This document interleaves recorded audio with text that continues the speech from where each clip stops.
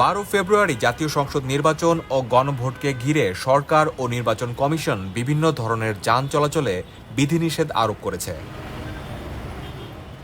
11, 12 ও 13 ফেব্রুয়ারি রাত 12টা পর্যন্ত মোট 72 ঘন্টা মোটরসাইকেল চলাচলে নিষেধাজ্ঞা দিয়েছে ইসি। এছাড়া অন্যান্য যানবাহন, ট্যাক্সি, ক্যাব, পিকআপ, মাইক্রোবাস ও ট্রাক চলাচলে নিষেধাজ্ঞা থাকবে 11 ফেব্রুয়ারি রাত 12টা থেকে ভোট গ্রহণের দিন 12 ফেব্রুয়ারি রাত 12টা পর্যন্ত, অর্থাৎ 24 ঘন্টা বন্ধ থাকবে এসব যান চলাচল।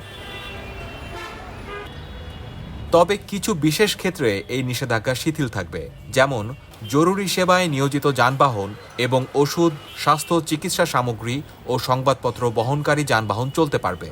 আইন শৃঙ্খলা রক্ষাকারী বাহিনী, সশস্ত্র বাহিনী, প্রশাসন, সাংবাদিক, অনুমতিপ্রাপ্ত পর্যবেক্ষক এবং ইসির স্টিকারযুক্ত যান নিষেধাজ্ঞার বাইরে থাকবে। নির্বাচন কমিশনের অনুমোদনে নির্বাচনী কাজে নিয়োজিত কর্মকর্তা, কর্মচারী বা অন্য ব্যক্তিদের মোটরসাইকেল চলাচলের সুযোগ থাকবে। টেলিযোগাযোগকে জরুরি সেবা হিসেবে বিবেচনায় বিআরটিসি ও লাইসেন্সপ্রাপ্ত প্রতিষ্ঠানের যানবাহনও নিষেধাজ্ঞার বাইরে থাকবে। বিমানযাত্রার টিকিট বা সমজাতীয় প্রমাণ দেখাতে পারলে বিমানবন্দরে যাতায়াতকারী যাত্রী ও তাদের স্বজনদের ব্যবহৃত যানবাহন চলতে পারবে।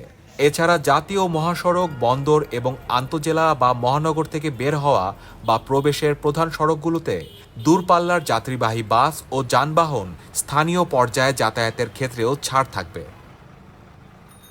রিটার্নিং কর্মকর্তার অনুমোদন ও স্টিকার প্রদর্শন সাপেক্ষে প্রতিদ্বন্দ্বী প্রার্থী ও তাদের নির্বাচনী এজেন্টরা একটি ছোট গাড়ি নিয়ে চলাচল করতে পারবেন। এছাড়া রাজধানীতে মেট্রো রেল স্বাভাবিক সময়সূচি অনুযায়ী চালু থাকবে, তবে নিরাপত্তার কারণে কিছু স্টেশনের গেট সাময়িক বন্ধ থাকতে পারে।